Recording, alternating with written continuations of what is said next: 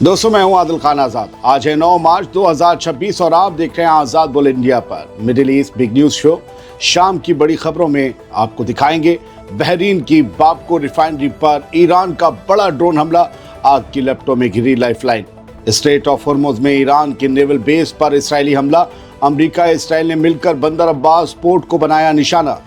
Beirut के दाहिया इलाके में इसराइली एयरफोर्स का कहर, हिजबुल्लाह के फाइनेंशियल हब को किया तबाह।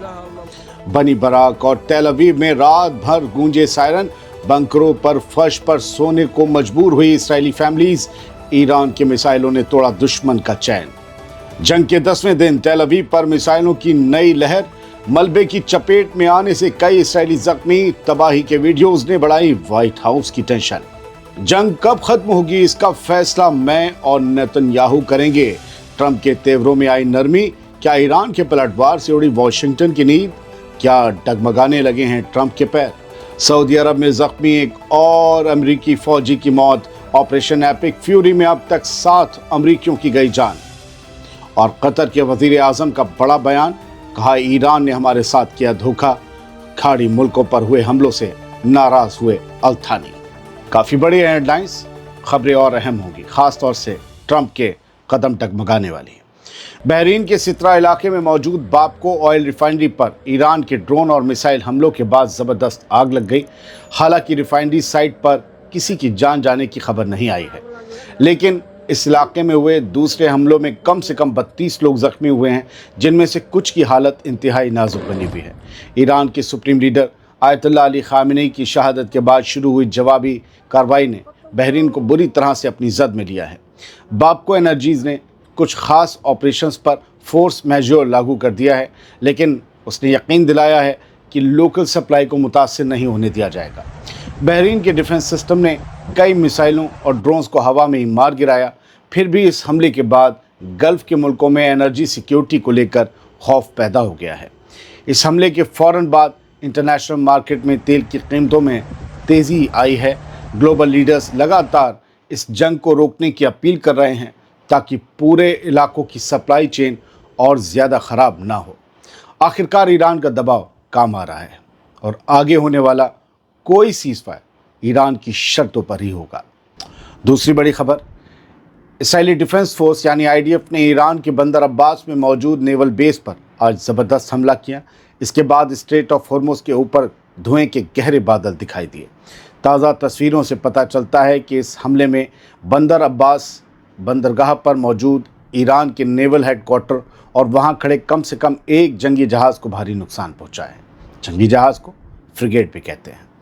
अमेरिकी और इसराइली फ़ौज के इस जॉइंट ऑपरेशन के तहत ईरान की नेवल ताकत को ख़त्म करने की कोशिश की जा रही है। बंदर अब्बास ईरान का सबसे अहम नेवल बेस है और यहीं से वो हॉर्मुज स्ट्रेट पर कंट्रोल भी रखता है।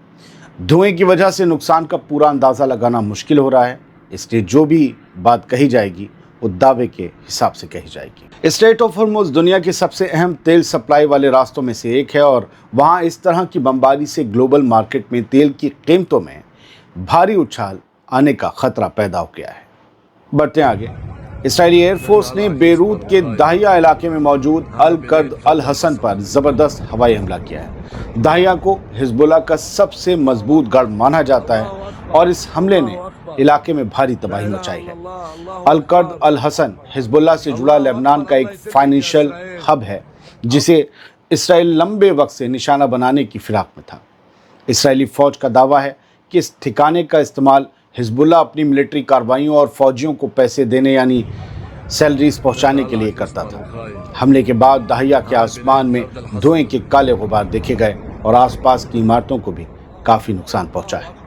ईरान के मिसाइल हमलों की वजह से इसराइल के बनी बराक जैसे अल्ट्रा ऑर्थोडॉक्स शहर में रात भर सायरन गूंजते रहे, जिससे वहाँ के लोगों को बंकरों में पनाह लेनी पड़ी, टेम्पररी शेल्टर्स में पनाह लेनी पड़ी।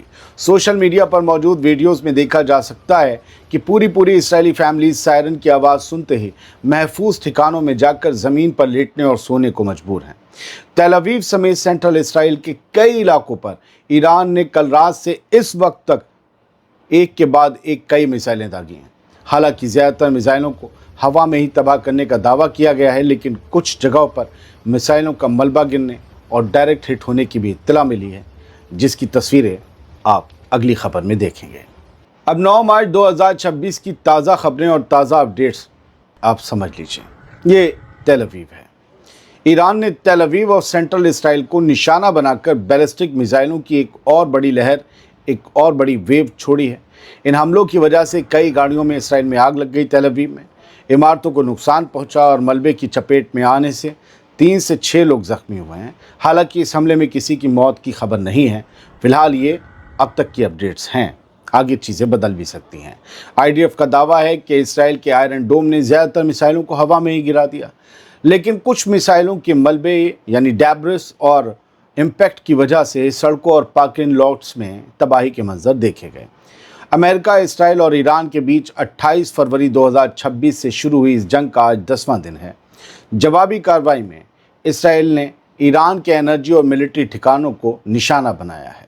सोशल मीडिया पर वायरल हो रहे वीडियोस में तेल अवीव के ऊपर धुएं के गुबार और मलबे से लदी गाड़ियां साफ देखी जा सकती हैं। रॉयटर्स और CNN जैसी न्यूज़ एजेंसियों ने भी इन हमलों की तस्दीक की है। दोनों तरफ से जारी इन हमलों की वजह से पूरे रीजन में हालात इंतहाई ख़राब बने हुए हैं। अब एक बड़ी खबर और डिप्लोमेटिक खबर ज़रा ध्यान से सुनिएगा।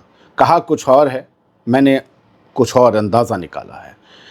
सवाल ये है कि क्या ट्रंप के पैर डगमगाने लगे हैं? जंग के दूसरे हफ्ते में ही जंग रोकने की सुबुगाहट क्या तेज़ हो गई है? आइए समझते हैं कि ट्रंप ने क्या कहा है और इससे क्या कुछ छन कर बाहर आ सकता है या आ रहा है। ईरान के साथ शुरू हुई जंग को अभी 2 हफ्ते भी नहीं हुए। अमेरिका के सदर डोनाल्ड ट्रंप के तेवर बदलते नजर आ रहे हैं। कल तक जो ट्रंप ईरान को नक्शे से मिटाने की धमकी दे रहे थे, आज वो इसराइल के अखबार द टाइम्स ऑफ इसराइल को दिए इंटरव्यू में जंग खत्म करने के सवाल पर जवाब दे रहे हैं। आखिर क्या वजह है कि ट्रंप अब ये कह रहे हैं कि जंग कब खत्म होगी, इसका फैसला मैं और नेतन्याहू मिलकर करेंगे। यानी दोनों के बीच इसको लेकर बात शायद हो रही है। असल में ईरान के पलटवार ने मिडिल ईस्ट से लेकर वाशिंगटन तक खलबली मचा दी है। दोस्तों, मुझे लगता है कि इस तेज़ी से बदलते रुख के पीछे सबसे बड़ी वजह तेल की मार और ज़बरदस्त माली नुकसान है। 7 फौजियों के ताबूत भी बहुत भारी होते हैं। ईरान के हमलों के बाद कच्चा तेल $114 के पार पहुंचने की खबर है और दुनिया के अंदर पेट्रोल की बढ़ती कीमतों ने ट्रंप हुकूमत की रातों की नींद उड़ा दी है। अगर तेल की कीमतें इसी तरह बढ़ती नहीं तो दुनिया की इकनॉमी मंदी की गर्त में जा सकती है। साथ ही अमेरिकी बेस और नेवी पर हुए हमलों में जिस तरह से जानी और माली नुकसान की खबरें आ रही हैं, उसने व्हाइट हाउस पर भारी आवामी दबाव बना दिया है। इतना ही नहीं, मुश्तबा खामनेई के नए सुप्रीम लीडर बनने के बाद ईरान ने ये साफ कह दिया है कि वो झुकने के मूड में नहीं है। ट्रंप ने भले ही बयान दिया हो कि नया लीडर उनकी मर्जी के मंजूरी के बिना नहीं टिकेगा, लेकिन हकीकत यह है कि ईरान का जवाबी हमला और भी ख़तरनाक हो गया है। डोनाल्ड ट्रंप और नेतन्याहू का ये कहना कि हमने उस मुल्क को तबाह कर दिया जो इसराइल को मिटाना चाहता था, दरअसल अपनी आवाम को जीत का यकीन दिलाकर इस जंग से बाहर निकलने का रास्ता तलाशना भी हो सकता है। मैं इसे ऐसे ही देखता हूँ। व्हाइट हाउस की तरफ से दी गई 4 से 6 हफ्ते की डेडलाइन इशारा कर रही है कि अमेरिका के सदर डोनाल्ड ट्रंप अब समझ चुके हैं कि ईरान के साथ उलझना उन्हें सियासी तौर पर बहुत भारी पड़ रहा है। ट्रंप कह रहे हैं जंग कब बंद करनी है ये हम और नेतन्याहू मिलकर फैसला करेंगे। न मैं अकेले करूंगा, न नेतन्याहू करेगा। बात तो चल रही होगी।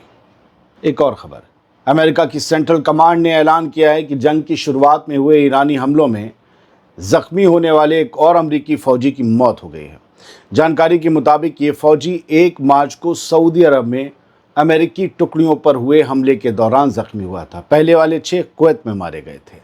सेंटकॉम ने बताया है कि अमेरिका के ऑपरेशन एपिक फ्यूरी के दौरान महज 8 दिन में अब तक 7 अमरीकी फ़ौजी मारे जा चुके हैं। खुदा ना खास्ता अगर ये जंग गज़ा की जंग की तरह 2 साल चल गई तो क्या होगा। अरे गज़ा की जंग 2 साल में ख़त्म नहीं हो पाई। वो तो अरब ममालिक और ये सब वगैरह लगे, बातचीत की मेज़ सजी, तब जाकर वो डील हुई, तब जाकर होस्टेजेस छूटे, तब जाकर सीज़ फायर हुआ। आगे बढ़ते हैं। कतर के वज़ीर आज़म और फॉरेन मिनिस्टर मोहम्मद बिन अब्दुल रहमान बिन जासिम अल थानी ने ईरान के हमलों पर अपनी सख्त नाराज़गी जाहिर करते हुए इसे एक बड़ा धोखा करार दिया है। उन्होंने कहा कि ये दूसरी बार है जब ऐसा हुआ है और ऐसा लगता है ये सब पहले से प्लान किया गया था। अल-थानी के मुताबिक जंग शुरू होने के महज 1 घंटे के अंदर ही गल्फ के मुल्कों पर ईरान की तरफ से हमले शुरू कर दिए गए। उन्होंने साफ लफ्ज़ों में कहा कि इस जंग से पहले हम सभी ने बार बार यानी सभी अरब ममालिक के लीडर्स ने बार बार ये यकीन दिलाया था कि हम अपने पड़ोसियों के ख़िलाफ़ किसी भी हमले या जंग का हिस्सा नहीं बनेंगे। हम हमेशा एक पुरअमन पड़ोस चाहते थे। उन्होंने आगे कहा कि कतर ईरान और अमेरिका के बीच डिप्लोमेटिक हल निकालने में मदद कर रहा था, लेकिन ईरान के इस एक्शन ने, उसके हमलों ने सब कुछ तबाह कर दिया है। दोस्तों, गल्फ़ के मुल्कों पर हुए इन हमलों ने भरोसे के तमाम रिश्तों को ख़त्म कर दिया है, थानी ने कहा। लिहाजा आगे इनके बीच रिश्ते कब बेहतर होंगे कह नहीं सकते। गज़ा की ख़बरें पीछे रह जाती हैं, लेकिन गज़ा से आज एक तस्वीर आई जिससे मेरा दिल दुखा दिया। वो जो औरत है ना अपने बच्चों के साथ ब्लैक एंड वाइट फ़ोटो में, वो औरत अब नहीं है। वो एक जर्नलिस्ट थी, मेरी बिरादरी की थी, मेरी बहन, मेरे से बड़ी, अमल हमाद अल शामाली, 46 साल की। वो कतर रेडियो की करस्पॉन्डेंट थी। वो मारी गई, शहीद हुई इसराइल के हमलों में। वो अपने टेंट में थी अल ज़वायदा में, सेंट्रल गज़ा स्ट्रिप में। अब उनके बच्चे उनकी माँ के बिना ज़िंदगी जिएंगे। गज़ा से जब ये तस्वीरें आती हैं दिल दुखा देती हैं।